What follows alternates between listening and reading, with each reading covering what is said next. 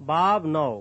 اور ساؤل جو ابھی تک خداوند کے شاگردوں کے دھمکانے اور قتل کرنے کی دھن میں تھا، سردار کاہن کے پاس گیا اور اس سے دمشق کے عبادت خانوں کے لیے اس مضمون کے خط مانگے کہ جن کو وہ اس طریق پر پائے، خواہ مرد خواہ عورت، ان کو باندھ کر یروشلم میں لائے۔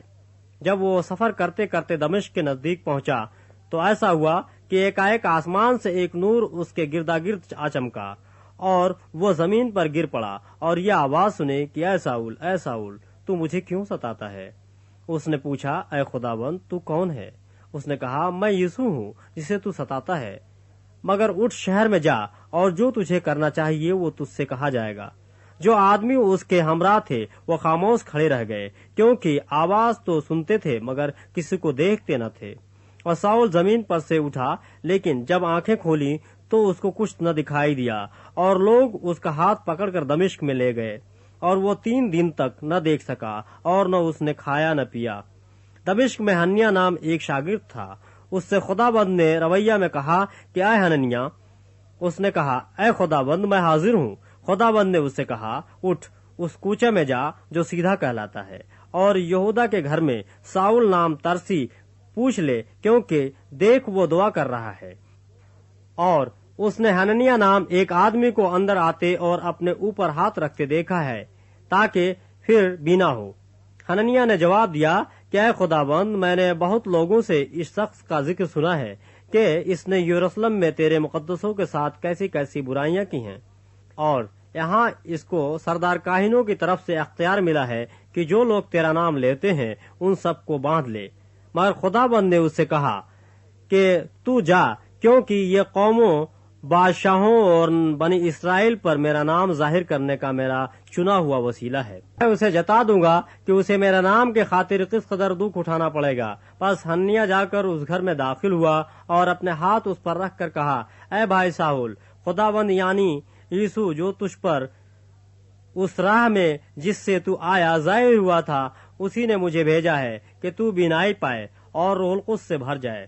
اور فوراً اس کی آنکھوں سے چھلکے سے گرے اور وہ بینا ہو گیا اور اٹھ کر بپتسمہ لیا، پھر کچھ کھا کر طاقت پائی۔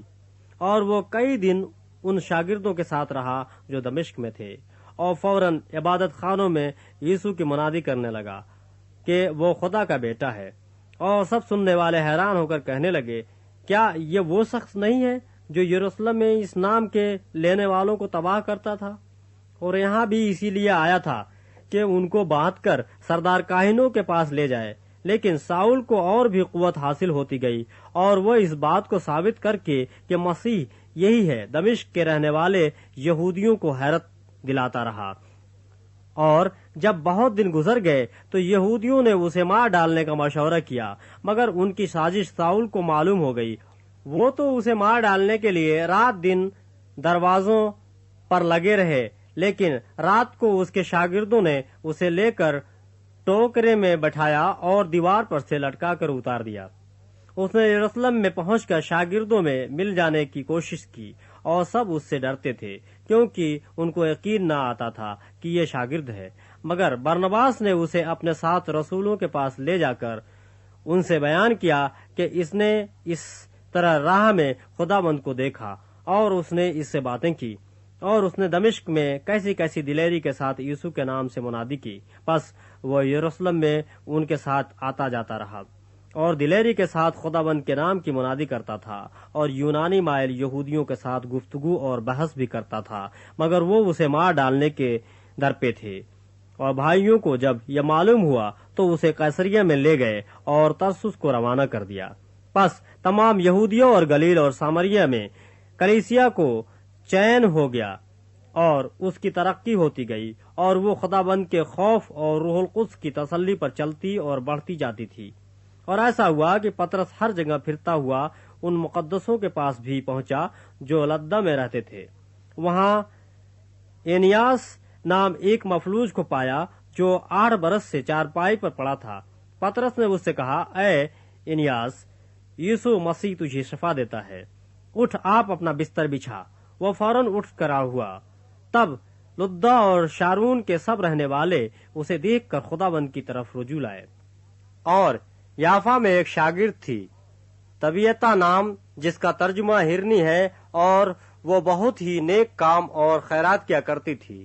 انہی دنوں میں ایسا ہوا کہ وہ بیمار ہو کر مر گئی اور اسے نہلا کر بالا خانے میں رکھ دیا۔ اور چونکہ لدہ یافا کے نزدیک تھا، شاگردوں نے یہ سن کر کہ پترس وہاں ہے 2 آدمی بھیجے اور اس سے درخواست کی کہ ہمارے پاس آنے میں دیر نہ کر۔ پترس اٹھ کر ان کے ساتھ ہو لیا۔ جب پہنچا تو اسے بالا خانے میں لے گئے اور سب بیوائیں روتی ہوئی اس کے پاس آ کھڑی ہوئی، اور جو کرتے اور کپڑے ہرنی نے ان کے ساتھ میں رکھ کر بنائے تھے دکھانے لگی۔ پترس نے سب کو باہر کر دیا اور گھٹنے ٹیک کر دعا کی، پھر لاش کی طرف متوجہ ہو کر کہا، اے تبیتا اٹھ۔ پس اس نے آنکھیں کھول دیں اور پترس کو دیکھ کر اٹھ بیٹھی۔ اس نے ہاتھ پکڑ کر اسے اٹھایا اور مقدسوں اور بیواؤں کو بلا کر اسے زندہ ان کے سپرد کیا۔ یہ بات سارے یافا میں مشہور ہو گئی اور بہترے خداوند پہ ایمان لے آئے۔ اور ایسا ہوا کہ وہ بہت دن یافا میں شمون نام دباغ کے یہاں رہا۔